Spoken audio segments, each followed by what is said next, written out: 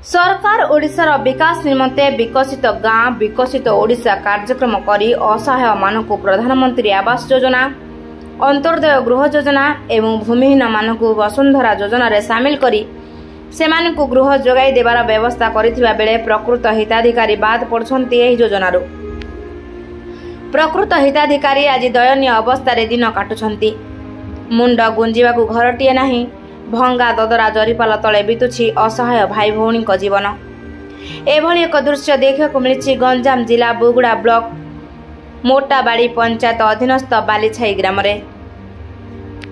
एही ग्रामर सुधांशु पाढ़ी घर फाइलिन बात्यारे भांगी जाइथिबारु दीर्घ दिन हेला पागेली भौणी को धरी घरटिए पाई आवेदन करथिले मध्य मिलुनी आवास खंडे। केवल अन्न योजना रे 10 किलो चाउल पाई अति दुख कष्ट चलुछन्ती असहाय अविवाहित भाई भौणी।